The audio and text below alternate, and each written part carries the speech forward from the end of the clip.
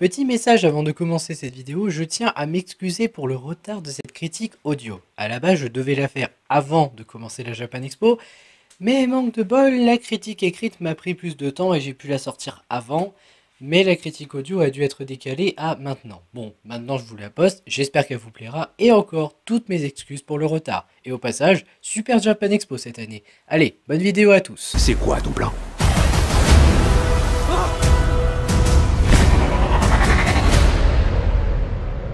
Je te conseille de pas t'en mêler.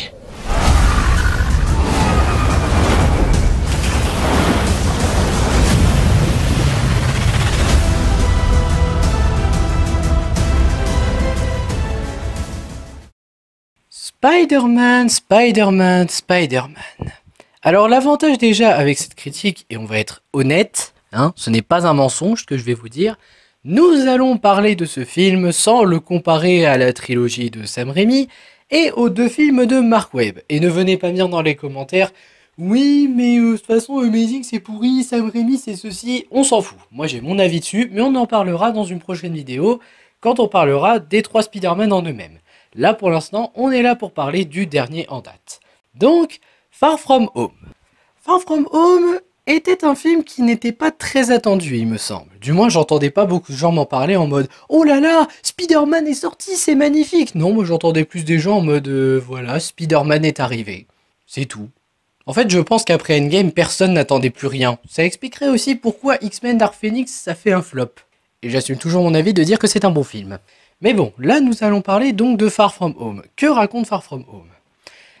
Peter part en voyage scolaire avec ses amis. C'est vrai qu'un super-héros, ça peut prendre des vacances quand on veut. Non, j'exagère. Bon. Peter part en vacances avec ses amis, il part faire un voyage en Europe, et malheureusement, il va tomber sur des créatures appelées les élémentales, qu'il va devoir affronter avec l'aide d'un nouvel allié venant d'un autre univers, le fameux Mysterio alias Quentin Beck. En gros, c'est ça l'histoire de Far From Home. Qu'est-ce que j'ai pensé de ce Spider-Man? Je vais être honnête, et ce n'est que mon avis encore une fois, comme dans toutes mes critiques, mais je trouve que les gens surestiment ce Spider-Man. Alors déjà, on rappelle qu'il est après Homecoming. Homecoming qui n'était vraiment pas top, parce que moi, le seul truc magnifique que j'ai retenu d'Homecoming, c'est le méchant, sinon j'ai rien retenu. Et Far From Home, j'étais moyennement confiant pour y aller. Mais au final, j'y suis quand même allé. Et qu'est-ce que j'en ai pensé de Far From Home? Est-ce qu'il est meilleur qu'Homecoming? Oui. Est-ce que c'est un très bon film Spider-Man? Non. C'est un bon film Spider-Man, ça je ne peux pas le nier, c'est vraiment un bon film, il y a des points très positifs, mais ce n'est pas un très bon film ou un excellent film non plus. Et le souci c'est que je vois plein de personnes me dire que c'est un très bon film, un très bon Spider-Man... Oui, il y a de quoi dire qu'il est très bon, mais non, pour moi, il n'est pas très bon. Et encore une fois, je rappelle, je laisse de côté les autres, je ne parle que du film en lui-même. On va donc faire le négatif pour commencer, comme d'habitude, parce que c'est comme ça, et parce que je fais ce que je veux, c'est un petit peu ma critique, mais aussi parce qu'il y a moins de choses à dire dans le négatif que dans le positif. Donc, on va commencer par le premier défaut que moi, personnellement, j'ai cité. C'est un peu le même défaut qu'Homecoming, en fait. Les personnages secondaires. Vous connaissez bien évidemment le fameux Ned, vous savez, le petit gros ami de Peter Parker. Je dis le petit gros parce que c'est le seul moyen de l'identifier. Je suis pas raciste ou quoi que ce soit et je n'ai rien contre les... Mais c'est le meilleur ami de Peter. Dans le premier, il avait su se rendre un petit peu utile. Là, il a servi à que dalle. Ah, sans déconner, il a servi à que dalle. Là, il m'a vraiment énervé. Limite, je me suis dit, mais pourquoi vous l'avez pas enlevé du film? Sérieux, il sert à rien dans ce film. Non, je déconne pas, il sert à rien. Il est même pas drôle. À aucun moment, il m'a fait rire. Et le deuxième personnage que je continue de détester parce que Flash Thompson. Je déteste ce Flash Thompson. Encore une fois, ce n'est pas parce que c'est un acteur d'origine indienne qui le joue. Je crois, je ne suis pas sûr, je n'ai pas vérifié. Mais en vrai, je m'en fous de la couleur de peau de Flash. Ça peut être un blague, j'en aurais rien à secouer. J'en ai vraiment rien à faire. Moi, tout ce que je voulais, c'était un vrai Flash qui martyrise vraiment Peter Parker. Mais non, là, il fait pareil. Là, c'est toujours le... Alors déjà, c'est un gosse de riche. Super, donc là, le Flash, ils l'ont vraiment démoli. Mais il fait rien qui peut vraiment nuire à Peter. Bon, je sais que j'avais dit que je ferais pas de comparaison avec les précédents, mais vérifiez par vous-même. Même celui d'Amazing, il avait vraiment l'air de foutre la merde à Peter. Alors que là, je suis désolé, celui-là... Mais si je le vois crever, moi je sors le champomis à la maison, hein. Je déteste ce Flash. Alors certes, il a fait un truc pour rendre à peu près utile, et je dis bien à peu près parce que voilà, mais en vrai, il sert à que dalle. J'aurais aimé qu'il soit pas dans le film. Et il est toujours pas drôle, hein, parce que quitte à faire un personnage drôle, non, c'est trop pour le MCU, enfin. Non, non, donc ces deux-là, c'est vraiment un échec. Oui, je suis sérieux. Bon, sinon, j'aurais bien critiqué la tante May aussi, parce que vous vous souvenez que dans Homecoming, elle servait qu'à se faire draguer. Mais non, parce que là, c'est enfin la figure maternelle de Peter qui agit comme il faut. Vraiment. Pour le peu de présence qu'elle a à l'écran, elle agit enfin comme la figure maternelle qu'elle est censée être. Ça fait plaisir. Donc voilà, il y a deux personnages récurrents que je déteste, plus un troisième qui est nouveau d'ailleurs, et qui est juste là pour installer une rivalité amoureuse. Non mais on va être honnête 2 minutes. Qui croyait qu'MJ, pardon, j'ai encore du mal avec ça, mais je commence à m'y habituer, qui aurait cru que MJ tomberait amoureuse de lui? Sans déconner, une rivalité amoureuse, vous nous prenez pour des idiots? Déjà qu'on sait pas pourquoi Peter s'intéresse autant à elle. Non, là c'est débile d'avoir fait un perso comme ça, surtout qu'au final tout ce qu'il fait c'est se tourner en ridicule, être en mode ouais mais en fait je m'intéresse à MJ moi aussi, alors tu vois je vais te dégommer exprès son image devant elle et je sortirai avec, parce que moi je suis le beau gosse du lycée. Ouais, super.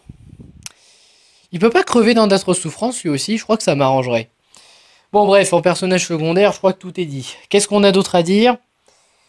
Bon, peut-être l'objectif de ce film, à savoir qu'il doit devenir le nouveau Iron Man. Du moins, c'est comme ça que le demande Samuel L. Jackson, alias Nick Fury. Sachant que dans le premier, et même Iron Man lui a dit « Je ne veux pas que tu sois comme moi, je veux que tu sois meilleur que moi », là, Nick Fury, c'est limite s'il ramène pas sa fraise en mode « Faut que tu sois le nouvel Iron Man ».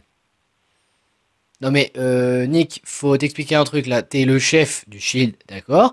T'as besoin d'un chef pour les Avengers, d'accord? Sauf que les nouvelles ont dit que ce serait Captain Marvel, donc on est dans la merde. Mais là, c'est complètement débile. Je veux dire, tu peux pas faire un premier film où on te dit ne sois pas comme moi, et un deuxième film où on te dit deviens comme lui. C'est complètement débile, je suis désolé. Donc Nick Fury, de ce côté-là, il a été un peu con. Donc oui, ça c'est aussi à jeter.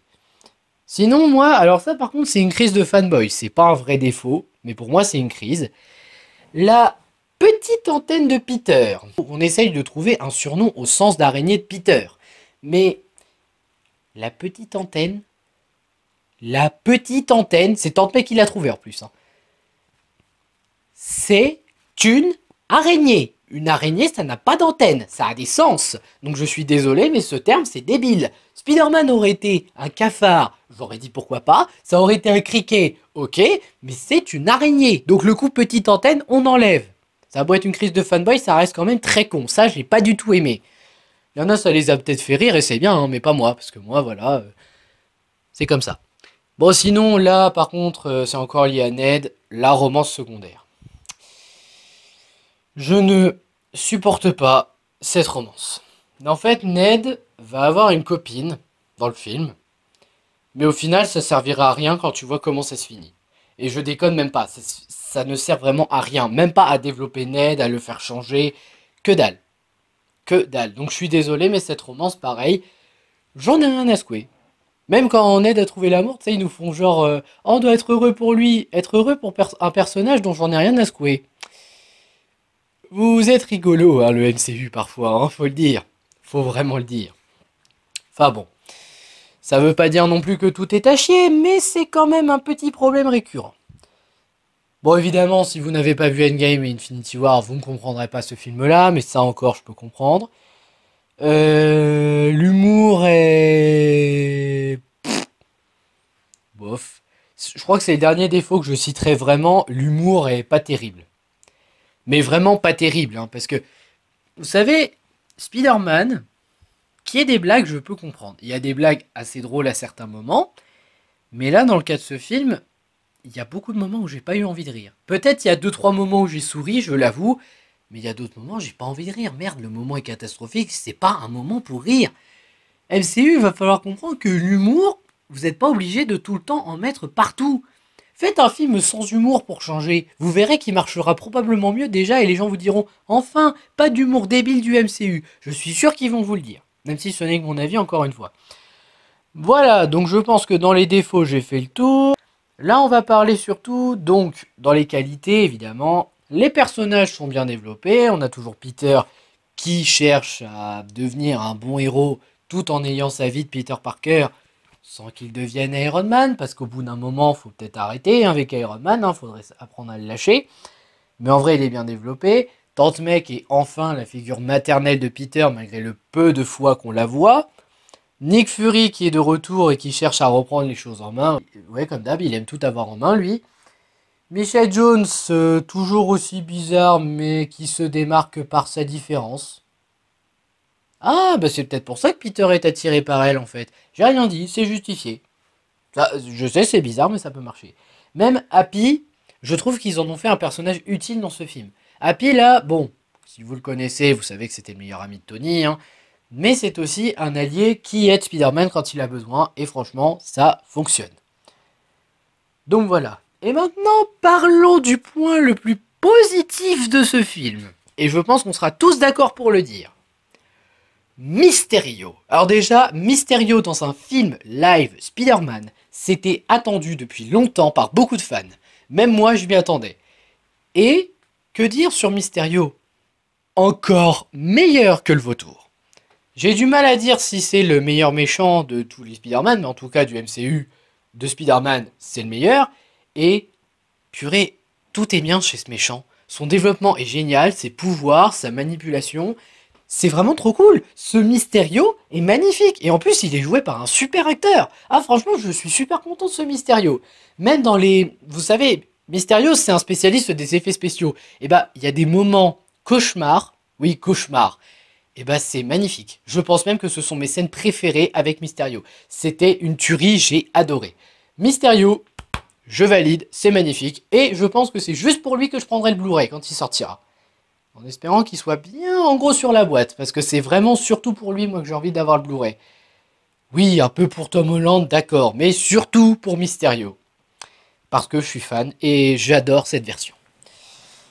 Sinon, le jeu d'acteur est toujours aussi bon, hein, je ne vais pas m'en plaindre. Les acteurs sont investis, même ceux qui ont l'air de se faire un petit peu chier. Mais en même temps, Michelle Jones, elle est comme ça. Hein, Zendaya, elle s'est entraînée et elle y arrive. L'histoire, donc, elle est cohérente, hein, même si ça fait bizarre de voir Peter voyager, parce que je pensais que Peter, c'était surtout New York, moi. C'est très rare, normalement, quand il voyage. On parlera pas des surnoms aussi qu'il a eu pendant les voyages, hein, parce que, voilà, c'est quand même un petit peu débile. Les costumes sont très beaux, et j'avoue que les nouveaux sont vraiment magnifiques aussi. Au final, j'aime beaucoup le costume de Mysterio. Je trouve qu'ils l'ont très bien fait pour un film live, ça fait vraiment plaisir. Les révélations inattendues, oui. Enfin, c'est surtout dû à Mysterio. Je m'attendais à ce que ça tourne comme ça avec lui, mais pas comme ça. En fait, je m'attendais à ce que le schéma principal soit comme ça va, gentil qui devient méchant, mais j'avoue que je ne m'attendais pas à ces raisons-là. Ça, j'aurais pas deviné. Donc ça, c'était très bien joué aussi. Je dis bravo. Le symbolisme aussi, on n'en avait pas eu dans Homecoming, ou du moins pas beaucoup. Si, on en avait eu avec le costume, bien sûr. Et ben là, on en a encore avec les différents costumes de Spider-Man. Le noir, par exemple, c'est le fait qu'il est un agent du Shield et uniquement un agent du Shield. Et son dernier costume, dont on voit dans la bande-annonce, hein, et ben ça, c'est pour montrer que son évolution, elle est un peu complète. Ou du moins qu'elle a bien évolué par rapport à ce qu'on lui a demandé. Vous verrez par vous-même, il ne faut pas que je vous spoil tout. Sinon, vous n'aurez pas d'intérêt. On a de belles références aussi, que ce soit par rapport à Iron Man ou même d'autres petites choses. Franchement, c'était de jolies références.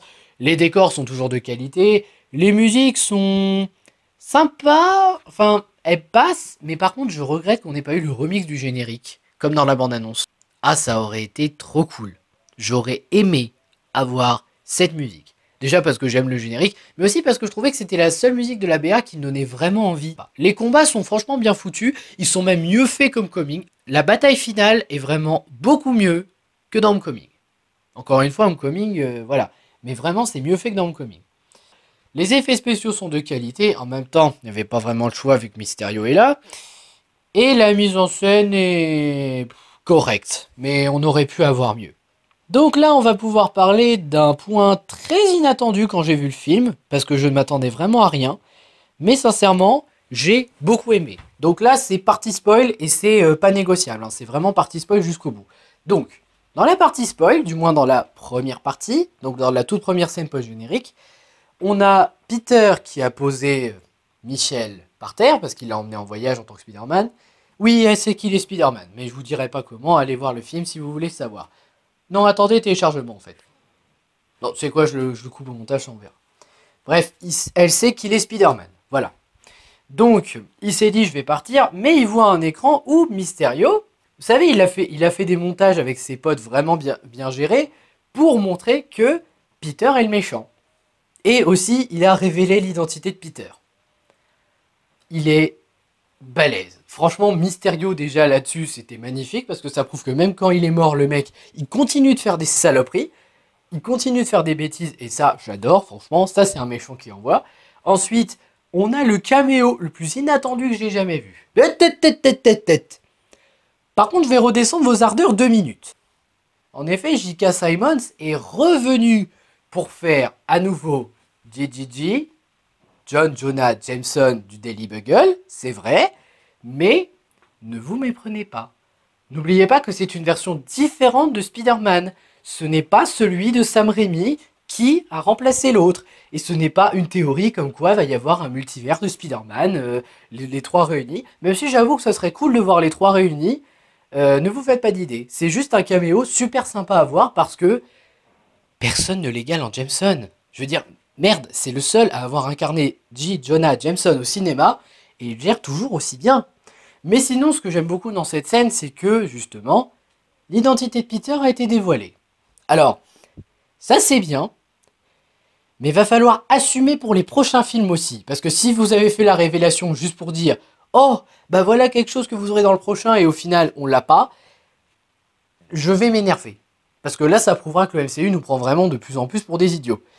Mais sinon, non, c'est vraiment une très bonne scène post-générique que j'ai adorée. Et pour une fois, je l'ai vraiment dit, c'est une excellente scène. D'une scène post-générique avant, mais là, c'est vrai, c'est une excellente scène. Quant à la deuxième, ça fait un lien avec Captain Marvel 2, je pense, vu ce qu'on voit, savoir les Skrulls. Mais en vrai, ça, vous savez que j'aime pas Captain Marvel, donc ça vaut pas la peine, je trouve. Barrez-vous après la première, et ça sera bon. Donc le bilan, c'est que ce Spider-Man était un bon film, vraiment. J'ai passé un bon moment, c'était divertissant.